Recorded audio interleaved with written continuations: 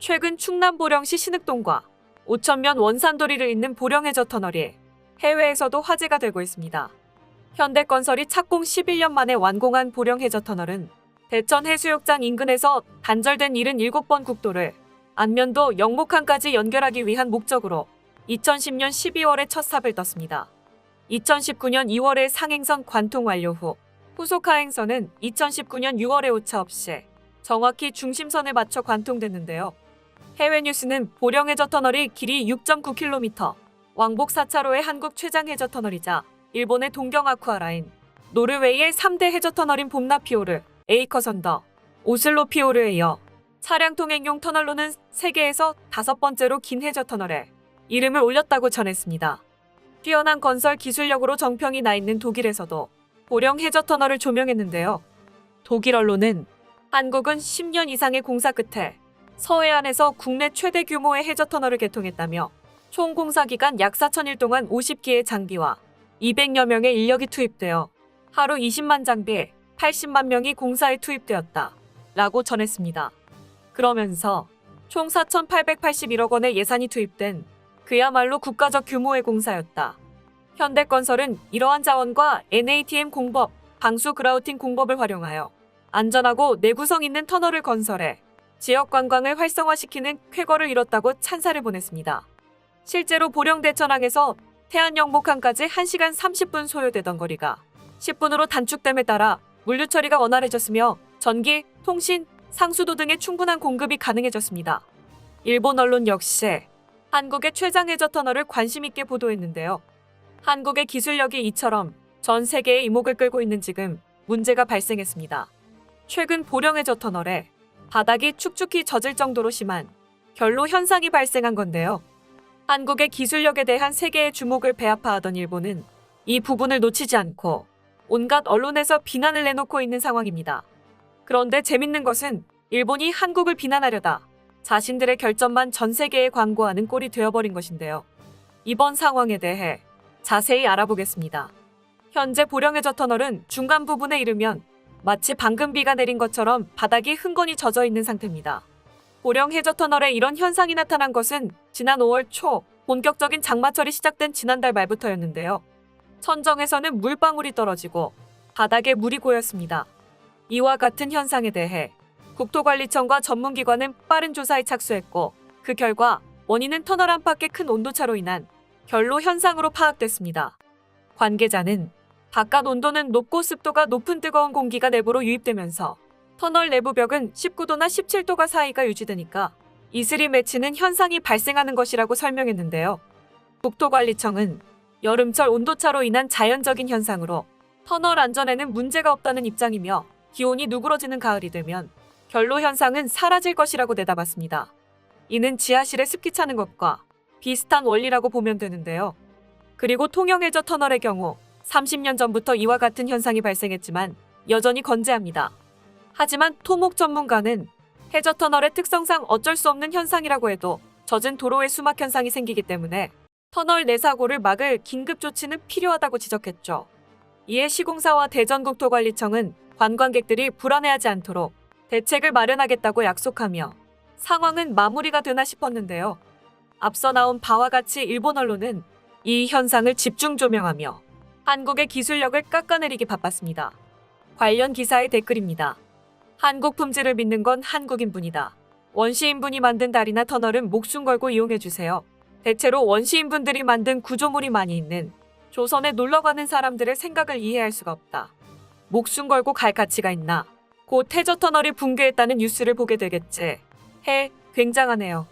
대피로는 확보되어 있나요? 언제나 그렇듯이 안전면은 불안하지만 억지도 이런 억지가 없는데요.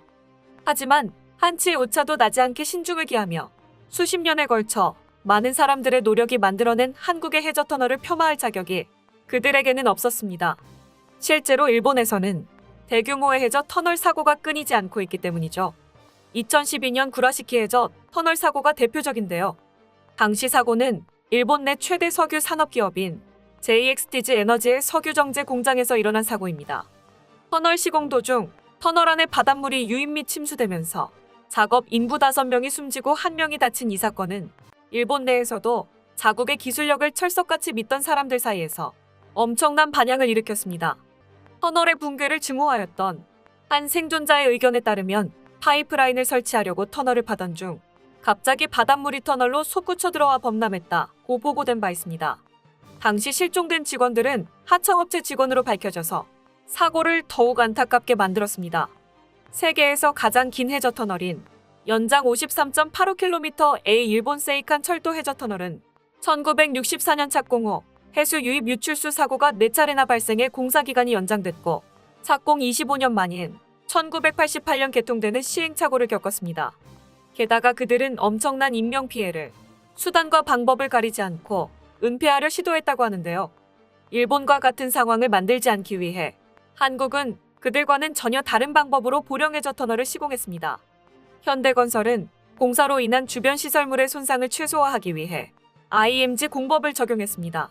이는 터널 벽면 콘크리트 시공 시 시멘트액의 최적 압력, 유량, 시간 등을 정밀 제어함으로써 터널 내 해수 유입을 원천 차단할 수 있는 방법이기 때문에 일본에서 발생했던 것과 같은 일이 일어날 가능성은 전혀 없었습니다. 실제로 관계자는 해저터널 공사의 최대 리스크인 해수 유입을 효과적으로 제어하기 위해 해저 구간 발파식 NATM 공법을 적용했으며 3차원 컴퓨팅을 활용한 지질 분석을 통해 최적화된 굴착 공법으로 단 한 차례의 해수 유출 없이 터널 중심을 관통시켰다고 밝혔죠. 또한 보령 해저 터널은 내구성 강화를 위해 당초 벽 두께가 30cm에서 40cm로 늘어났고 콘크리트 강도 역시 기존보다 훨씬 강화했으며 연결 구간에는 부식 방지용 록볼트를 적용함으로써 안전성을 한층 높였습니다. 3차원 지질 분석 결과 강도가 약한 함탄층과 습곡 등 위험 구간이 많아 주의가 필요한 구간은 지속적인 모니터링과 동시에 유사시 근로자가 대피할 수 있는 벽 두께 1m짜리 특수 방수문을 곳곳에 설치해 안전성을 확보하기까지 했습니다. 앞서 나온 것과 같은 걱정을 일본인들이 할 필요가 전혀 없는 것이죠. 해저터널 공사는 24시간 365일이 바닷물과의 싸움입니다. 현대건설은 전 세계에서 완수한 토목공사의 노하우와 경험을 축적해 한국 최장 길이의 해저터널을 성공적으로 완성시켰고 세계적으로도 인정받고 있습니다. 일본인들이 자신들의 실수는 외면하고 남을 깎아내리는 시간에 한국인들은 미래를 보고 달려나가고 있습니다. 최근 보령시는 국내 최초로 섬과 섬을 잇는 케이블카를 설치하고 2027년까지 원산도에 호텔 등을 갖춘 서해안 최대 대명 리조트가 들어서는 등 관광 인프라를 착실히 늘려나갈 총 사업비 1조 1254억 원의 대규모 사업 원산도 5섬 아일랜드 계획을 내놓았습니다. 이로써 보령시 역시 서해안의 관광도시로 해외에서도 이름을 날리게 되었죠. 한편 일본에서는 자국이 자랑하는 해저터널 기술을 이용해 오염수를 방류하기로 결정 내리며 전 세계의 비난이 폭주하고 있습니다. 실제로 요미우리 신문은 얼마 전 도쿄전력이 방사성 물질 대량 유출 사고가 발생한 일본 후쿠시마 제1원자력발전소의 오염수를 원전으로부터 약 1km 떨어진 바다에 방류하기로 했다고 보도했습니다. 일본은 2023년 봄부터 오염수를 방류하는 것을 목표로 다음 달 말까지 터널 건설 계획을 원자력규 제2원회에 제출할 예정입니다. 앞서 일본 정부는 지난 4월 2011년 동일본 대지진으로 인한 원전 사고 때부터 쌓인 오염수를 더 이상 보관할 공간이 없다며 오염수를 다액종 제거 설비로 거른 후 해양에 방류하겠다고 밝혔습니다. 이후 당국은 오염수를 해안에서 바로 방류하는 안과 해저터널을 통해 방류하는 안을 검토해왔습니다.